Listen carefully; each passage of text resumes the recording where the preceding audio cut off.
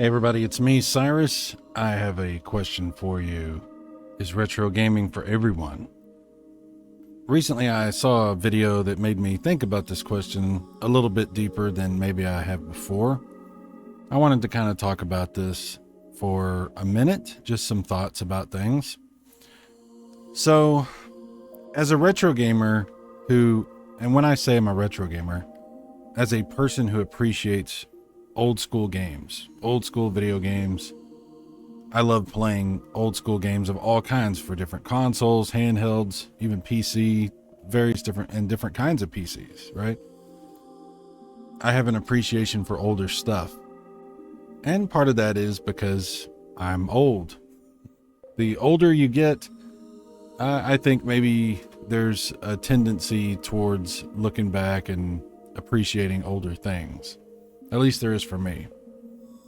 But it's an interesting dynamic as far as the community is concerned, as far as what my role in that has been and what I've thought about the community as a whole and this sort of thing. And that's because I've been on YouTube. I've been somebody who has created content about this hobby that I have.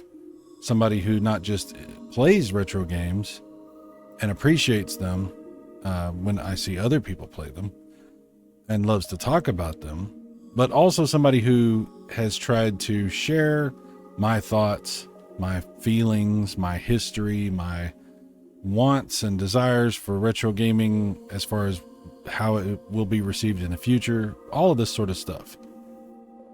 I'm somebody who creates content based on video games and retro gaming more than anything.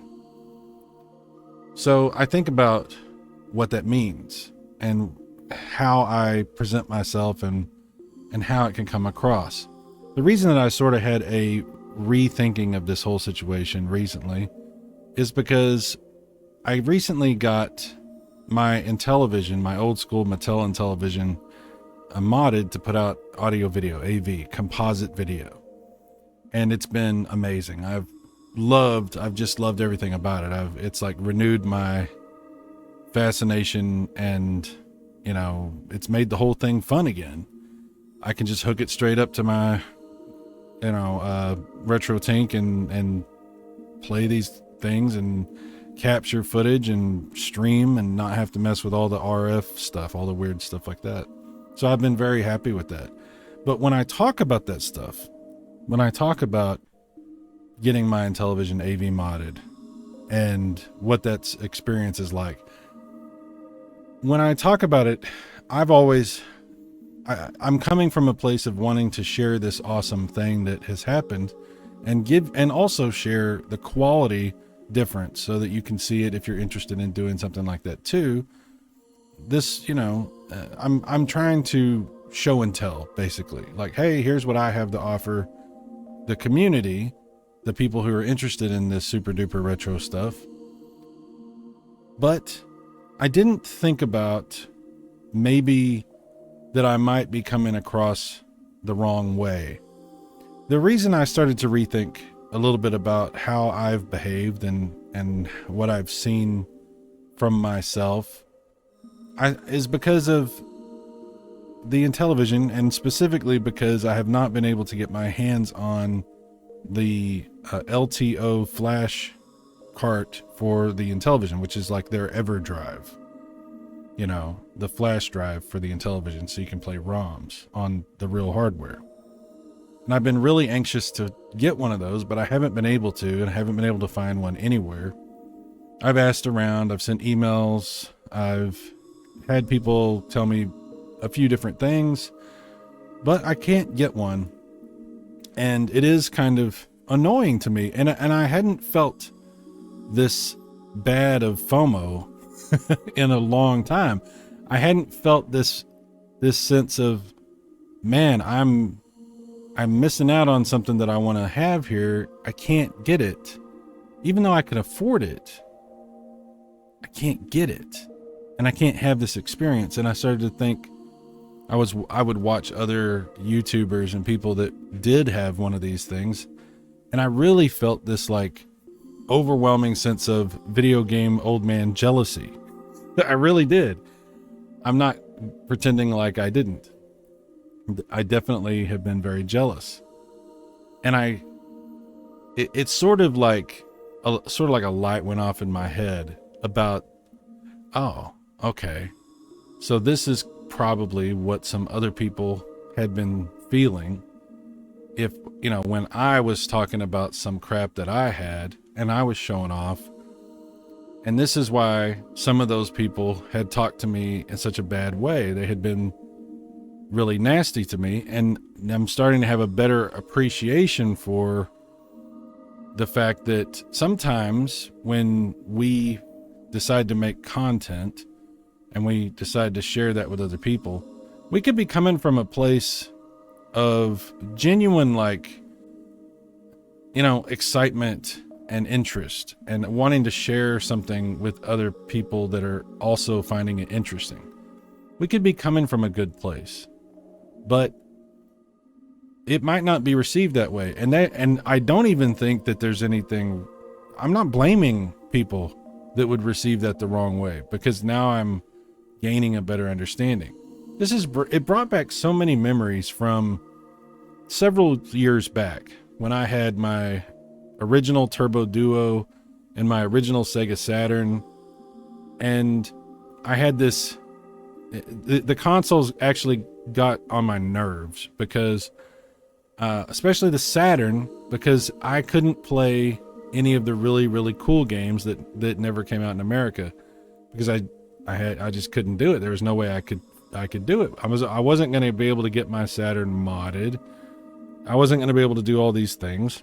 The TurboGrafx stuff was like this, this barrier between me and the games. And I felt like, well, I'm never going to be able to play these really cool games. So having the console actually got on my nerves.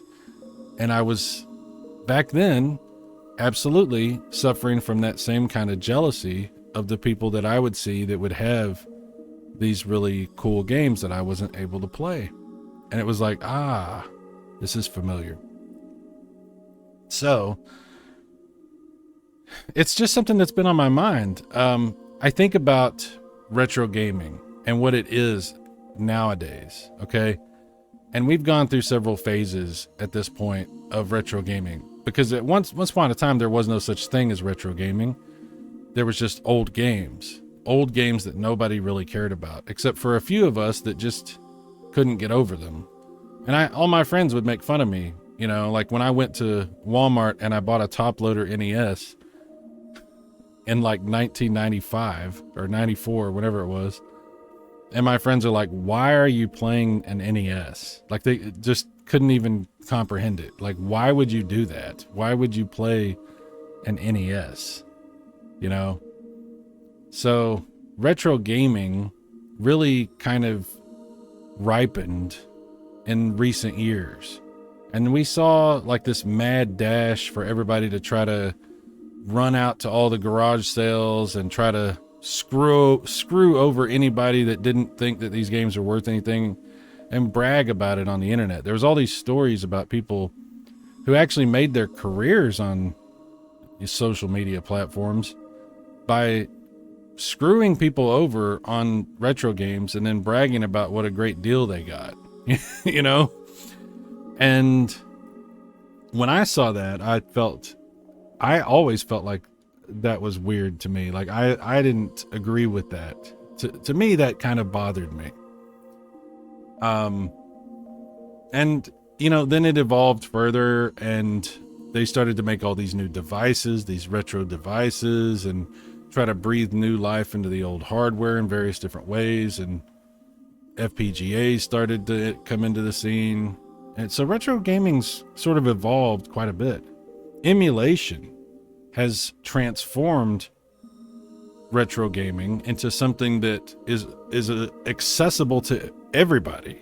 And even if you don't know how to do an emulator on a computer, the game companies have embraced emulation, and they've brought out their own plug and play devices that take advantage of that. And so a lot of retro gaming is now available commercially. And some of those commercial versions are really impressive and really nice. Some of them are not. But it's out there. It's in so many different ways. So there's a future for retro gaming that has to do with emulation and FPGA and stuff like that. But most of the OG hardware and the actual physical media, the games themselves, most of that is drying up. That market is drying up. And not just because it's all getting bought up by the collectors and people like me who want to buy stuff to play it. Not just because of that, but also because this stuff is old and it's starting to fail. Hardware is starting to fail. The physical media is starting to fail. And whether that's disc rot on the CDs or capacitor issues, the pins of the cartridges having problems, or even the circuitry inside the cartridge itself having issues. And that's only going to become more and more prevalent as time continues. So the market for retro gaming, there's the other thing, is also, I think, unfortunately dwindling, because as time continues, it's still healthy for now, but it's starting to reach its capacity. Because as time continues, the people who were children when these games were available are aging out. We're getting older and older. We've had our retro gaming experiences. Most people that have had that experience have gotten all the games they really wanted to get or could afford to get, or they at least came to a compromise inside their head and said, this is as far as I'm going to go. And they got there and said, okay, I'm having my retro experience. Or even some of them have had that retro experience now and have, they've moved on. They had that, midlife crisis or whatever you want to call it. And now they're moving on to other stuff. They went through it again. They relived that experience and got that last little, bit of blood out of that turnip. And now they're moving on to something else. And as time continues, you get further and further away from these games, these retro games having relevance, because the younger kids, they didn't grow up with this stuff.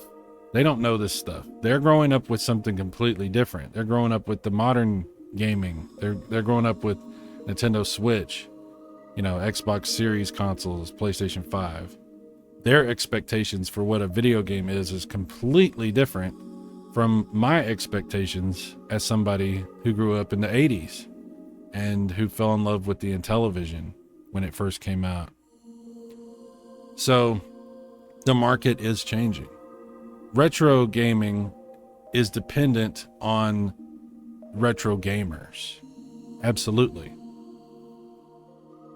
And like I said, unfortunately, the resource of hardware, original hardware, and physical media is drying up. And that's being supplemented to some degree by some of these re-release consoles and FPGA things and re-release cartridges like what Atari's trying to do. But not really. That market is really drying up. And, physical media is not even in the plans for the future for the video game companies, the major video game companies. So we know that it's not going to be something that's going to be what it is now forever. And I think that it's important, if we want for people to care about these old games, to embrace the way that people are going to be able to play these old games. And that's primarily emulation. Legal emulation, preferably, like what Nintendo does through their online service. Sony has several emulated games available from even the PlayStation 1 on the PS5. Microsoft has embraced backwards compatibility for all the way back to the original Xbox that was released back in like 2001. Emulation is a big deal. And these games can continue to have a life and can continue to be relevant for a while longer, for as long as possible, I don't know how long that'll end up being, because like I said, eventually we age out here. But the future of that is not going to be original hardware and original physical media, because that stuff it's being bought up or it's falling apart. And I recently had to have my TurboGrafx CD fixed because it did stop working, and I hope that it continues to work for many years to come. But I'm aware this is old hardware and it's not going to last forever, just like I'm not going to last forever. And I talked to my daughter recently. We had a conversation. In the course of that conversation, I mentioned eventually she would inherit everything that I have that's, you know, if something was to happen to me or whatever. And she was like, not really that interested in most of the things that I own. And I'm like, see, this is what I'm saying. It's a type of gaming that I think will always be relevant in some way and through emulation, basically. But the main interest in these games is not going to be carried forward in the same way that it is right now. So I've got a finite amount of time where I can talk about these games, share these games, explore retro gaming, just participate in a community that cares about this stuff. I've got a very small window of time where that's going to be a possibility. And I'm trying to make the most of it. I'm trying to do what I can to have as much fun as I can, and also just share that and the experience of that. And I don't want to come across as a gatekeeper, as somebody like, I know that I say things sometimes like, I prefer this or I prefer that. And I make a big deal out of having a console AV modded, or using real cartridges or whatever. And I have to be aware, more aware than I have been, about how that comes across, because I don't ever want to give anybody the impression that I'm trying to, like, I don't know, I'm trying to, like, gloat about something or flex about something. I'm I don't know. I think that I have, though. I think I have made that mistake. You know, talking about the Neo Geo, or talking about the Atari Jaguar, or whatever, various consoles. I like to own weird things. You know, my Sharp Twin Famicom, and I talk about it, and I want to share things about it. But I think I can come across the wrong way sometimes. And the reason I think that is because, like I said, watching other people enjoying the LTO flash cartridge for the Intellivision kind of made me feel that way. It kind of made me feel like I'm being excluded from something. Like there's a special club that I can't be a part of no matter what I do. And I have to watch the club members do their thing, and I can't be one of them. So I think I understand, like I said, a little bit better how some people have thought about some of the stuff that I've done. So it's just been kind of eye-opening. I'm not saying any of this as like, oh, I've got some new idea about what I'm going to do going forward and I blah, blah, blah. I don't know. It's just, it's eye-opening, and it gives me a lot to consider whenever I'm making content about how I come across. I remember when I had originally first started this channel up, the Super Mega Grafx 64, I was on a stream with some people, and one of them, he asked what the name of my channel was, and I told him Super Mega Grafx 64, and he said, oh, that's pretentious. And I was like, pretentious? Okay, I don't know what that means, but maybe it is. Maybe it's pretentious because who am I to, I mean, what am I doing on this channel? Bragging or trying to, I don't know, like maybe I'm coming across that way. So anyway, just a lot to think about, just what's on my mind. I think that we have a problem with cliques and groups and clubs and things like that. I'm seeing a lot of this stuff become more and more prevalent in the retro community. There are even clubs now to where if you want to buy homebrew games, you have to be a part of a club. And some of these clubs charge you money just to be a part of the club. And otherwise, you're not going to be able to play these special homebrew games, these new games that are coming out for your old hardware. And that, again, feeds into what I was talking about, the way I felt about the LTO flash card. I'm feeling like there's something going on with the retro communities that I'm around where it seems like there's definitely this sense of exclusion and exclusivity. And I don't know how I feel about this.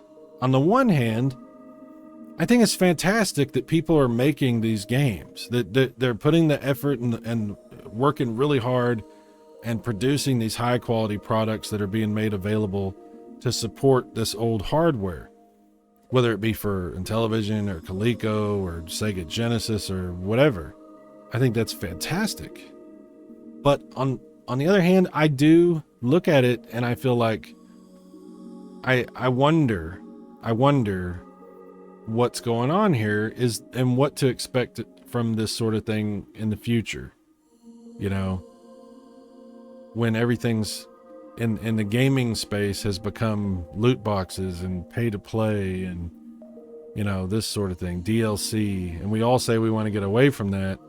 And then we want physical media, but then we put physical media behind the same type of pay structure. It starts to become a little bit confusing to me. So I don't know what the future holds for retro gaming, whether it's going to become increasingly exclusive and monetized and restrictive and clicky. I don't know. You know, and even saying anything about it is kind of terrifying to me, because I'm somebody who wants to play those games that are behind those walls, that are restricted, that are limited.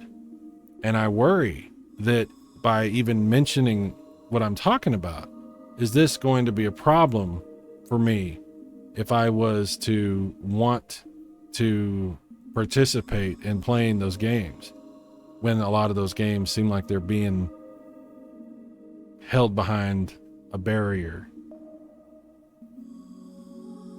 I don't know. You know, in the not too distant past, I had been involved in a situation where I think that I was feeding into that exact type of mindset. Exclusive groups with exclusive experiences and restrictive content, and creating some animosity from people who would love to participate as well, but feel like they're not welcome.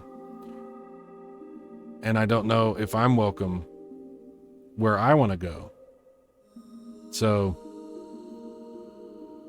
all I can do as somebody who loves retro gaming is to continue to do my thing. And that's sharing the stuff that I love, sharing my thoughts about this type of thing, about the community aspect and the games themselves. The only thing I can do is try to have the best experiences I can and share that as openly and freely with everyone that is interested as well. And I hope that when I do talk about this stuff and I do mention some of these special things that I have been able to get my hands on, I hope that I come across as somebody who's just trying to be a part of a community that loves video games, and not somebody who's trying to lord anything over someone's head or tell somebody how they should be gaming. You know, I'm not the guy who's like, you got to have real hardware. I've always been into emulation since emulation was a thing. I even used to run emulation websites. I supported Zophar's domain when it was getting started up. I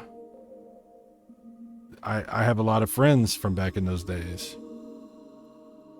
And I thoroughly respect what almost every emulator is doing, with the exception of probably what happened with Dolphin. That whole situation, I don't know why they did what they did. They definitely made that situation way worse for the community than it needed to be. But I think most people, most teams that develop emulators and stuff are genuinely doing great things for gamers and for the future of retro gaming. So I think that if we're going to encourage people to be retro gamers, we should definitely be aiming them in a direction where they can do that. And whether that means monetarily or whatever, accessibility. I think that emulation and FPGA stuff, and the games that are working through emulation that are released officially, either through mini consoles or on the actual consoles themselves, like the Switch, I think we need to encourage that. I think we need to support that. And we really need to stop being, I think, dude, if you love original hardware and you love the original versions and that's the way you prefer to play, you should definitely talk about that. But we should be a little bit more aware of how we come across, because I think sometimes we can come across like we're elitists, like we're snobs, like we're holding people behind a barrier that they're not welcome to cross. And, unless you're somebody who's just there to cause trouble and be a problem, I think we should invite people to come and be a part of what we're doing. And we should try to help people experience retro gaming in whatever way is best to do that. So that's my thoughts about all this. I know I talked for a long time here. I just want to say thank you for your support on the channel. I'm always trying to learn and to do things a little bit better, and to think about what I'm doing, and to not make as many mistakes as I've made in the past. I just want to share retro gaming and other, video games too, more modern games too, but mainly retro gaming. I just want to share that with you guys. I want to have fun. I love these consoles and these games, and I hope that generations will continue to love them going forward, at least as much as possible. And I think if we want that to happen, then we really do have a responsibility as people who generate content like this and share this and sort of create, this archive of videos. We have a responsibility to make this something that is attractive and appealing to people looking for gaming entertainment. I wish that more people on social media understood the ramifications of exploiting video game content, especially retro game content, as a way to get people to put your eyeballs on something that ends up being not even about video games, but about other things, less productive or less, less desirable types of conversation. We've got a real problem with drama in our community. I know that every community has that problem, but we have a real problem with that. And I think that, if you're going to present yourself as a channel about video games, I think that's what you should probably focus on, and maybe have another channel for other stuff, and stop using video games as, as a flare that you fire up in the air to get people to come see what you're doing. All right, that's enough. That's enough me on a soapbox acting all pretentious. I hope you'll come back and enjoy some video game content with me. We're just hanging out, having a good time, having fun. Once in a while, I do have something I want to say, and that's what this video has been. So let me know your thoughts. And when I say that, I mean that. I do go through the comments. I do check them. I do respond to them in videos sometimes. Not anything dramatic, obviously. We don't do that. We don't do that here. But if you have any thoughts and comments, if you disagree with me, feel free to post that. I do welcome that. Because it is something I think that's worth thinking about. It's something worth talking about. What are we doing? What is the retro community? Is retro gaming for everyone? It's a question worth being asked. So, thanks guys. I'll talk to you later. Bye-bye.